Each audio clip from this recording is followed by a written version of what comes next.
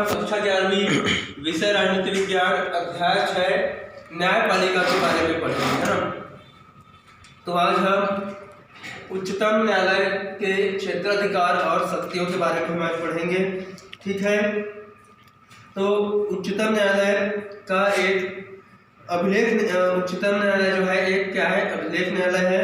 इसके निर्णय और न्यायिक कार्यवाहियाँ जो है ना, इसके निर्णय और न्यायिक कार्यवाहियाँ साक्ष्य के रूप में किसी न्यायालय में प्रस्तुत किया जा सकता है, जिन्हें है ना नजीर, नजीर का मतलब होता है उदाहरण, है ना, इसको उदाहरण कहा जाता है। किसी न्यायालय में उन्हें चुनौती नहीं दी जा सकती है। उच्चतम न्यायालय को अपनी मानहानि के लिए दंडित करने का भी अधिकार प्राप्त है। तो उच्चतम न्यायालय के पास निम्नलिखित विवादित विषयों को ही लाया जा सकता है, ठीक है। जिसमें पहला है प्रारंभिक क्षेत्राधिकार। तो उच्चतम न्यायालय को निम्नलिखित वादों को सुनने का प्रारंभिक क्षेत्राधिकार प्राप्त है, जिसमें पहला है भारत सरकार और एक या अधिक राज्यों के बीच, है ना, जो विवाद होते हैं उनको।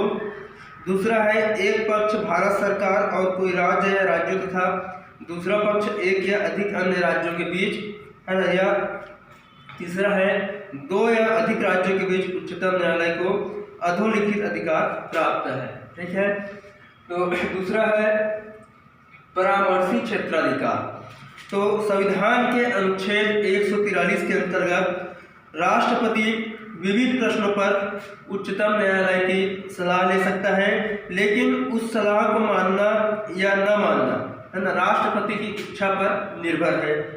तो इस क्षेत्राधिकार के अंतर्गत, है ना, इस क्षेत्राधिकार के अंतर्गत के विवाद भी उच्चतम न्यायालय के समक्ष उसकी राय ज्ञात करने के लिए प्रस्तुत किए जा सकते हैं, जिनके दायरे में पूर्ववर्ती भारतीय रियासतों से हुई संधियों और समझौतों की व्याख्या आती है ना।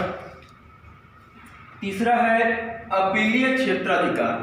तो अनुच्छेद 136 के तहत उच्चतम न्यायालय प्रांतीय उच्च न्यायालयों के निर्णयों के विरुद्ध अपील सुनने का अधिकार रखता है। उच्चतम न्यायालय की अपीली शक्तियों के अंतर्गत 3 प्रकार के प्रकरण आते हैं, है ना, जिसमें पहला है संवैधानिक, दूसरा होता है दीवानी और तीसरा है फौजदारी।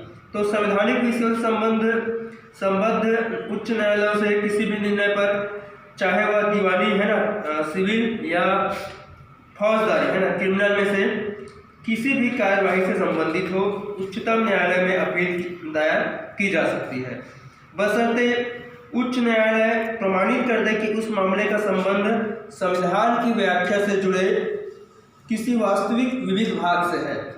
दीवानी, है ना, दीवानी यानी सिविल मामलों में उच्च न्यायालय के किसी निर्णय, डिग्री या अंतिम आदेश पर उस समय उच्चतम न्यायालय में अपील की जा सकती है, जबकि उच्च न्यायालय यह प्रमाणित कर दे कि उस अपील से वस्तुतः कोई विधिक विवाद जुड़ा है। फौजदारी प्रकरणों में उच्च न्यायालय के निर्णय के विरुद्ध उच्चतम न्यायालय के समक्ष उस समय अपील की जा सकती है जब उच्च न्यायालय ने अपील किए जाने पर किसी अभियुक्त की दोष मुक्ति के आदेश को उलट दिया हो, है ना, और उसको मृत्युदंड दिया हो, या अपने अधीनस्थ किसी न्यायालय से किसी मामले को सुनवाई हेतु अपने पास मंगा लिया हो और ऐसी सुनवाई में दोषी व्यक्ति को सजा देकर मृत्युदंड दिया गया हो, ठीक है। तो स्वयं उच्चतम न्यायालय भारत के भूभाग में स्थित किसी न्यायालय या प्राधिकरण के निर्णय पर अपील करने की अनुमति प्रदान कर सकता है। संसद विधि द्वारा उच्चतम न्यायालय के अपीली क्षेत्राधिकार को बढ़ा सकती है ना। तो आगे देखेंगे, चौथा है न्यायिक पुनरावलोकन क्षेत्राधिकार। तो उच्चतम न्यायालय एक पुनर्विचार या पुनरावलोकन न्यायालय, है ना, होने के कारण अपने द्वारा दिए गए निर्णयों पर वो पुनर्विचार कर सकता है ना, उच्चतम न्यायालय। अब आगे है संविधान का संरक्षक। तो उच्चतम न्यायालय सर्वदा इस बात का निरीक्षण करता रहा है कि संसद या कार्यपालिका द्वारा कहीं संविधान के किसी अनुच्छेद या संविधान की उपेक्षा तो नहीं की जा रही है। यदि संसद द्वारा बनाए गए किसी कानून द्वारा संविधान का उल्लंघन होता है तो उच्चतम न्यायालय संविधान का प्रहरी तथा उसकी व्यवस्था के लिए है ना, उच्चतम न्यायालय जो है वो सर्वोच्च मंच होता है। आगे है मौलिक अधिकारों का संरक्षक। तो उच्चतम न्यायालय भारत के नागरिकों की स्वतंत्रता मौलिक अधिकारों का संरक्षक है। यदि किसी विधायिका द्वारा कोई पारित किया गया कानून भारतीय संविधान द्वारा नागरिकों को जो अधिकार दिए गए हैं उसका अतिक्रमण करता है, तो ऐसी स्थिति में उच्चतम न्यायालय उसे अवैध घोषित कर सकता है।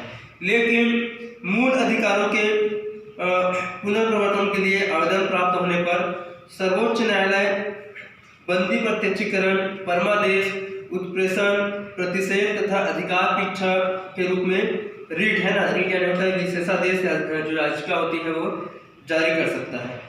ठीक है, अब आगे है अगला अधीनस्थ न्यायालयों पर नियंत्रण की शक्ति। तो उच्चतम न्यायालय द्वारा विनियमित कानून भारत के समस्त न्यायालयों पर लागू होगा। उसे अधीनस्थ न्यायालयों की जांच का भी अधिकार प्राप्त है। जिन कानूनों का निर्माण उच्चतम न्यायालय करता है उसे राष्ट्रपति की स्वीकृति मिलना आवश्यक होता है। ठीक है, तो ये रहा उच्चतम न्यायालय के क्षेत्राधिकार और शक्तियाँ। तो ठीक है डियर स्टूडेंट्स, आज का अध्याय यहीं पे समाप्त करते हैं। आने वाले वीडियो में हम आपको है ना आगे का अध्याय पढ़ाएंगे। Thank you.